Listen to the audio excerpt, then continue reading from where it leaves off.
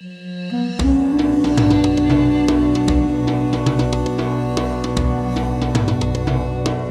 afternoon, everyone. I'd like to welcome you all to the Halftime Talk feature interview series. And today I'm delighted to be joined by Ravi Bhatiani, Executive Director at FETSA, the Federation of European Tank Storage Associations, principally engaging in with the tank storage industry and representing them with various EU bodies in Brussels and on regulation and many other aspects. And we're delighted to have Ravi with us today to kind of give us some updates on all things tank storage in Europe. And we might talk about other regions in terms of how they might be impacting Europe as well on that front. So Ravi, thanks so much for joining us.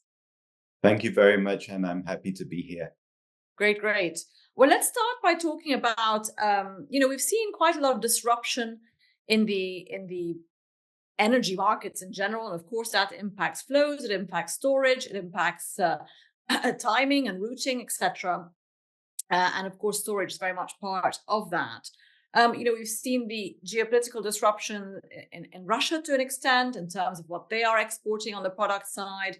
We've had some damage to their refineries. And of course, we've got here in the Gulf where I stand, where we've had redirection of many flows from the Red Sea area around the Cape of Good Hope, etc., which may not necessarily be impacting European storage per se directly. But give us your point of view from where you sit in Europe as to how other regional disruptions may have impacted the European storage industry. Well, I think that precisely the situations that you described do have a major impact in Europe. Although to the everyday users, maybe you don't see the impact, but from the infrastructure perspective, you certainly do.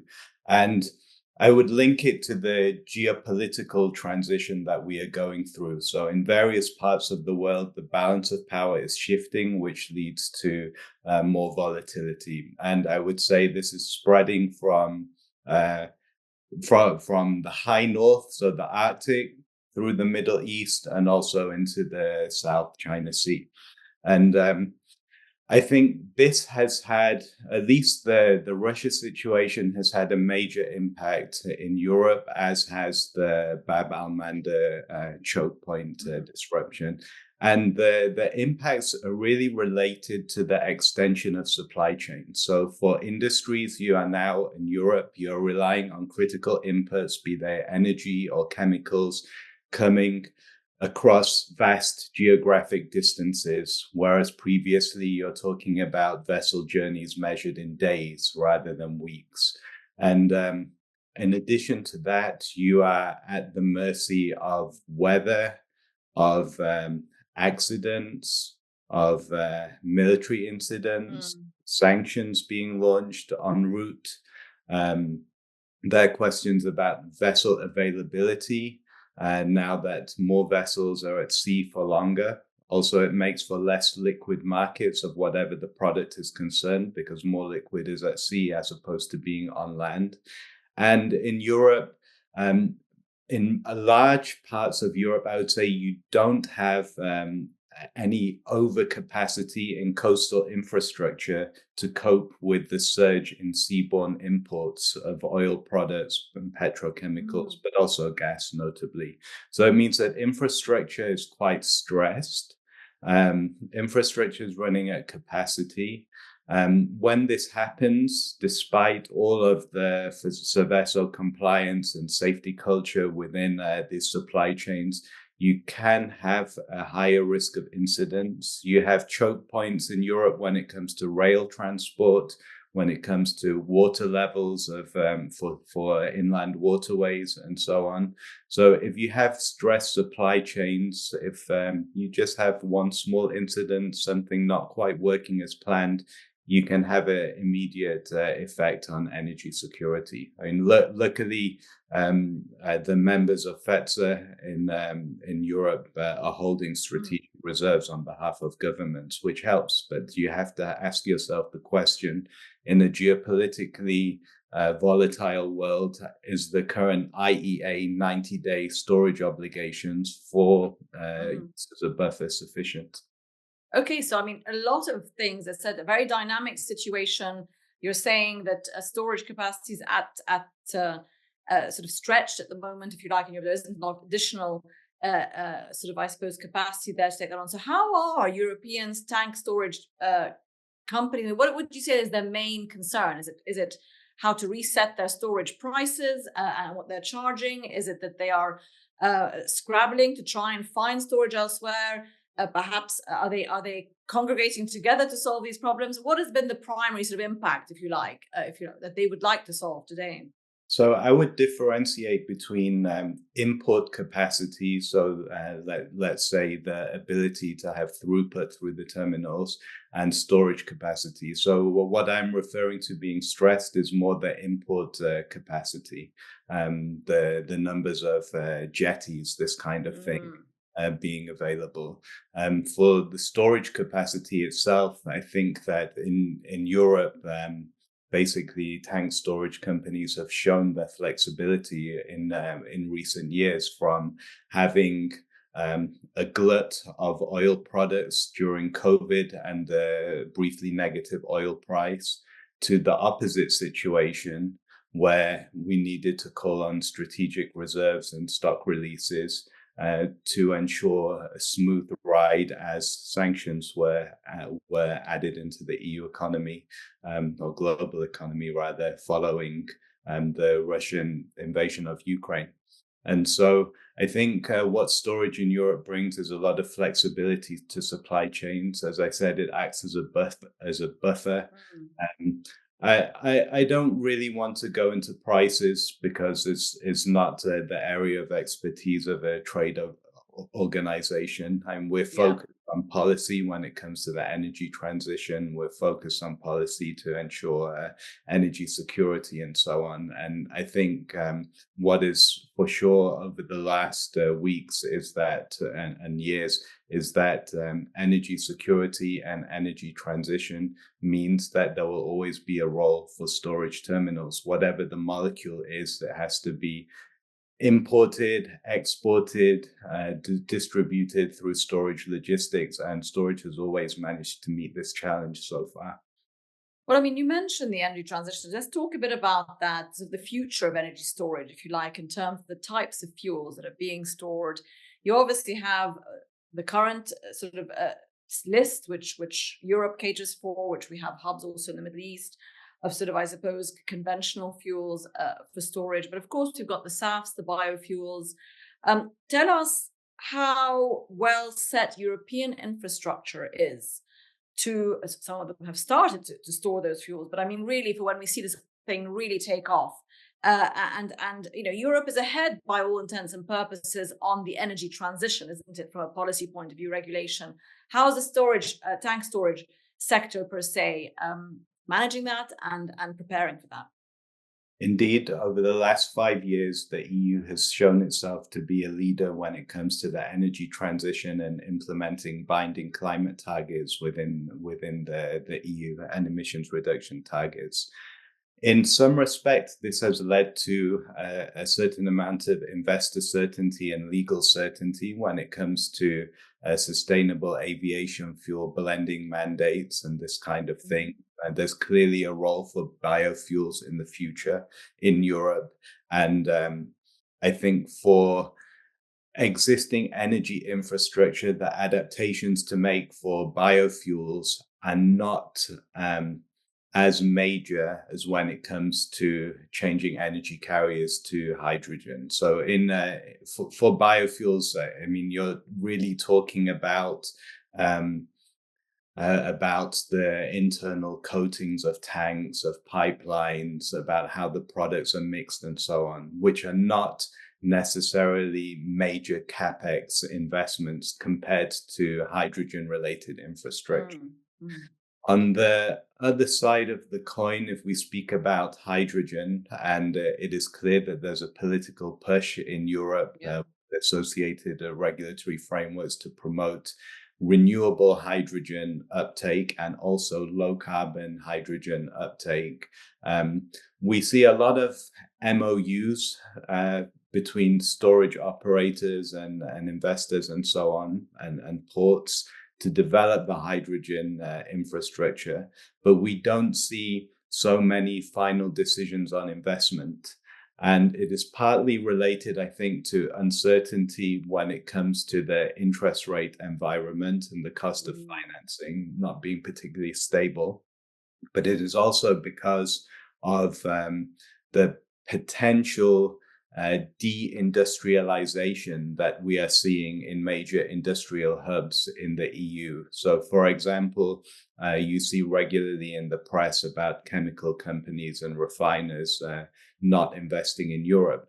And if the hydrogen or potential hydrogen off-takers are not in Europe, it puts into question the import capacity that is needed of clean hydrogen and renewable hydrogen. So I think the overall investment climate is not sufficiently stable at the moment to have these final decisions on investment. Yeah. And of course, I mean, I suppose the newer kind of fuels and the riskier projects will be more sensitive to, you mentioned, the higher interest rate environment. I mean, we're in that environment now, aren't we? We've been sort of working our way up with interest rates for 2 years. We seem to, by one has have stabilized at a particular rate that many people in the market agree will be here to stay for a while. They're not going to shift that dramatically over the next 24 months, let's say 12, 24 months. Because they're keen to keep inflation down both in Europe and the US and elsewhere.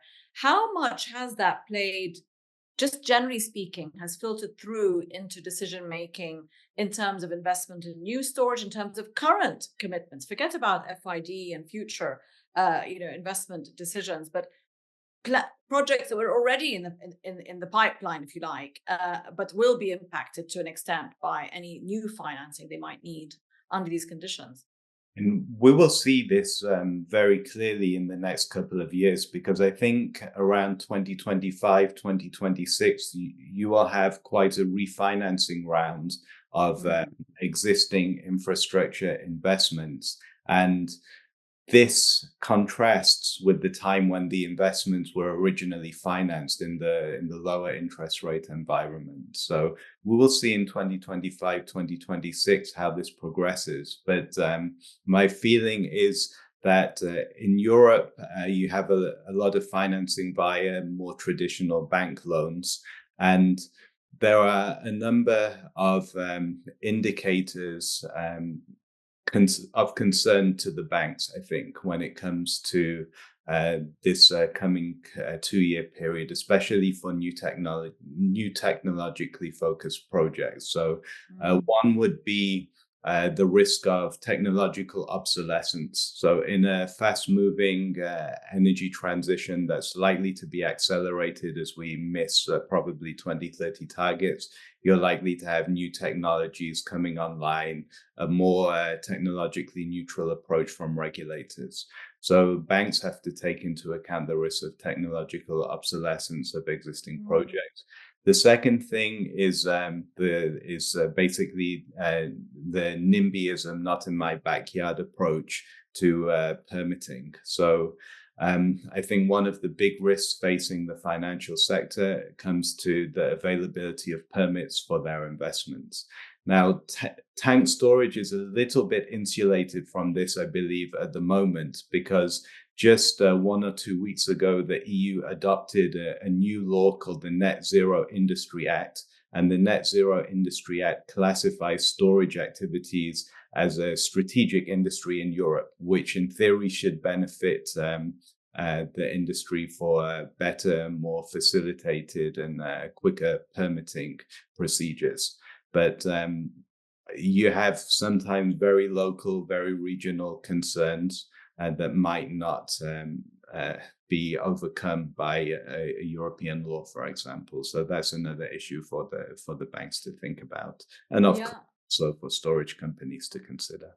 Yeah, and I mean, talking about as a region, so you've got Europe, and it's got its own sort of obviously laws, policies continuously changing and being applied.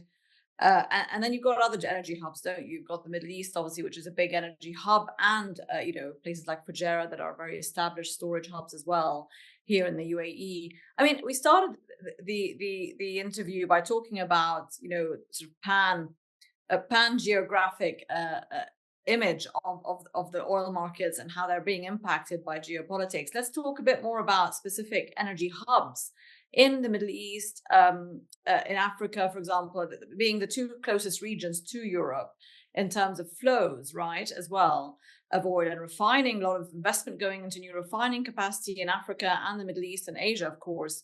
But let's focus on the Middle East and Africa. How is that new investment in refining and expectation of the volumes that may come out of those refineries impacting thinking within the European storage community, if at all? I think when things go well and you're in a stable environment with good weather and so on, as we discussed, is easy for Europe to offshore some of its emissions to other countries and offshore refining activities to other countries. Imports normally work well. It's great for everybody. But in times when it's more difficult, having your refining capacity as a jurisdiction offshored, even if it's to places that are not on the other side of the world, but let's say a week away, you still have a level of risk that now comes into your supply chains. And for storage operators, the trends that we see are the following. So first, there's a discussion whether or not strategic stocks number of days should be increased in Europe to take into account for the higher risks when it comes to weather, strikes, or whatever that can prevent a smooth flow of imports. So you have this buffer discussion that's ongoing. But you also have a view from your customers, from industry, about whether they should mitigate their own supply chain risks by holding more product in commercial storage. And so this is also, I would say, an interesting proposition for storage terminals because it demonstrates the value of their business model.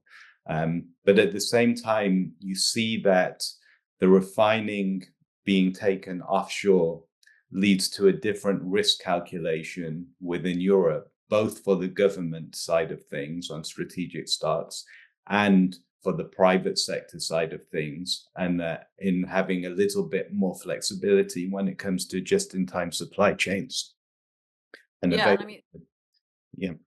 And I mean that just-in-time supply chain notion, of course, has been challenged a lot, hasn't it? I mean, we had COVID, and then you've had the Russia-Ukraine war, and now we have tariff wars also between regions, and how that all impacts thinking around supply chain, nearshoring, onshoring, and the sort of breakdown, if you believe it, of globalization that we're beginning to witness in various formats, if you like. So that, which, I mean, just to conclude our discussion, Ravi, from that word supply chain, we've used it in almost every 5 minutes in this discussion.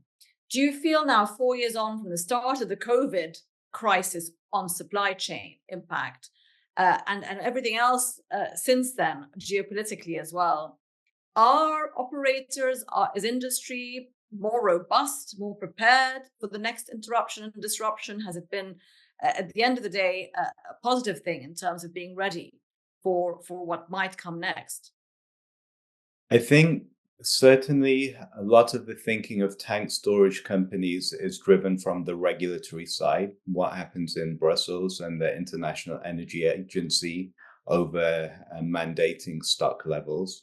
And what we see now is a consideration from international authorities and public authorities that there should be a concept of economic preparedness in Europe. So what this means is building in resilience to your supply chains, having stockpiles of critical products onshore in Europe. And storage companies will play a critical role in this going forward because they have safety permits, they're used to managing bulk, they are critical infrastructure, they have a whole load of expertise and practical abilities to move both dry and liquid bulk. And what we see is that the types of product coming into Europe and being stored in Europe is likely to change. So a greater focus on refined products as opposed to crude oil, given that in Europe, a lot of refining capacity of crude oil has been offshored, but also stockpiles of future energy carriers. We spoke about hydrogen carriers earlier, biofuels, and so on, natural gas, LNG, obviously. And I think even more so, we can now look to critical industrial inputs, such as chemicals that may no longer be produced in Europe because of the lack of investment in Europe. So I think that storage is going to play an important role in all of these areas. And these are some of the considerations of storage companies today about how to cope with this change. Absolutely. Petchems, you mentioned China, of course, being a big player that's investing heavily on the refining side on that front. Ravi Bhatiani, Executive Director at FETSA, thank you so much for joining us today. It's been great to get your insights. Thank you very much for your time.